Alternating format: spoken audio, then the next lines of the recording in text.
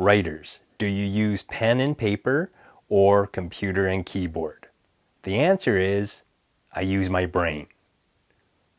I'll give you the real answer right after this.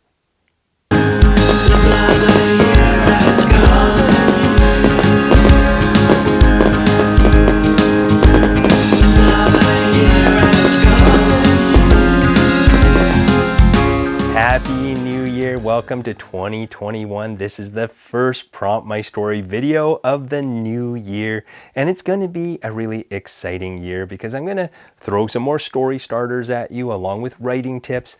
But I'm also going to try a few new things. I'm going to talk about the creative process, some of the nuts and bolts things that you need to know about being a writer. And I'm also going to try to create some stories in mini videos so that you get a sense of how the stories can come together. So stay tuned for some really exciting things throughout the year. Now, in this video, I'm going to talk about my creative process, because one of the most common questions that people ask me when it comes to writing is it better to use pen and paper or a computer and a keyboard? Well, I'm going to give you some insight into how I work so that you can decide for yourselves which process will work best for you. Now, when I'm brainstorming an idea for a novel, I like to use pen and paper. I actually use the grid pattern paper that you see in some of those notebooks that looks like graph paper. And what I will do is I'll just start jotting down random thoughts, ideas. The thing I love about brainstorming on the page is that I can shuffle things around with arrows, or I can doodle, draw little images to give me an idea of where the story's going. And it doesn't come in a straight line or a structure. It's pretty much like a dream where all these ideas will come in and they'll sort of fight for their place on the page. And that gives me the freedom to explore and do whatever I want when I'm just brainstorming. For me, the downside of working with pen and paper is I have terrible penmanship. And so when I'm trying to go over the notes I've written, sometimes I can't decipher what I've written. So I will look at a line that I've written down and I think this is the most brilliant idea if I know what it says. And after an hour of trying to decipher that note, I realize it's not actually a story idea. It's just a reminder to go change the kitty litter. Which I'll be right back.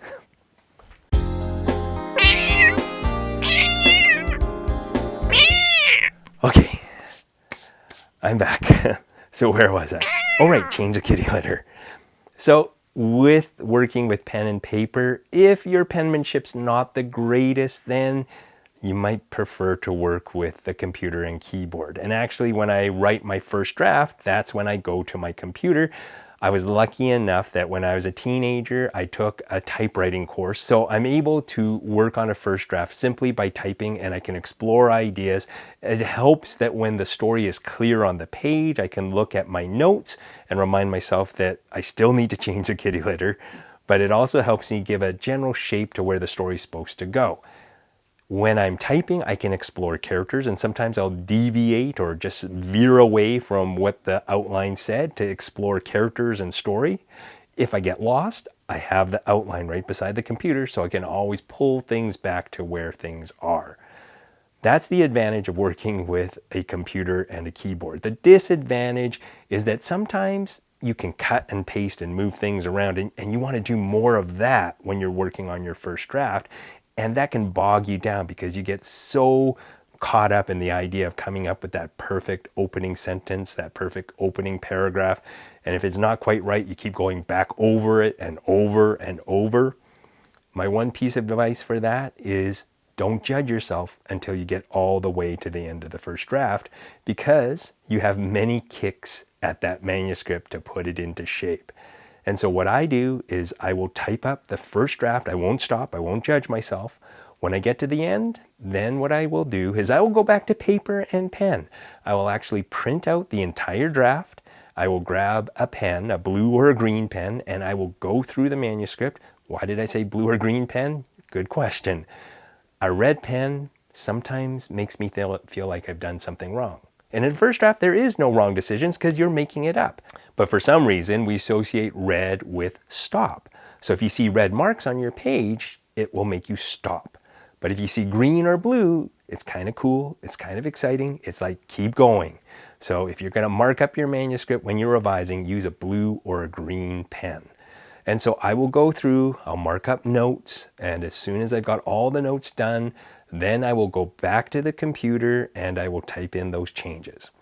Then I will repeat the process over and over again, rinse and repeat, until at the very end, when I look through the manuscript, the only note I put down is, have you changed the kitty litter? Now that's my process. Other writers will work in different ways. I know of one writer who will handwrite his entire first draft and then turn it over somebody to type it in. I guess his penmanship is a lot better than mine. I know of other writers who don't even brainstorm. They'll just plop down in front of their laptop and they'll just start writing based on one simple idea, and they'll just explore. So there are many different ways that you can tackle a story. You just have to figure out the one that unlocks your creativity the best way. My way works the best for me. It might not work for you, but it's worth trying out. So if you're used to using pen and paper, just for a change up, try typing it up. Or maybe even get yourself an app on your smartphone and dictate your story to yourself so that you can listen to the story later and either write it out or type it out.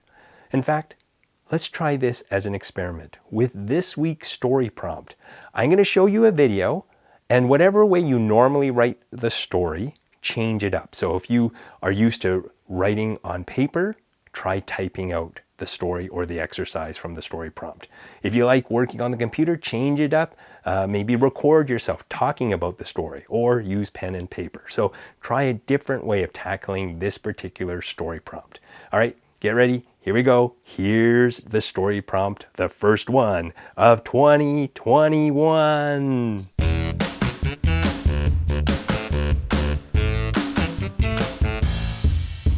All right, there you go. There's your story prompt.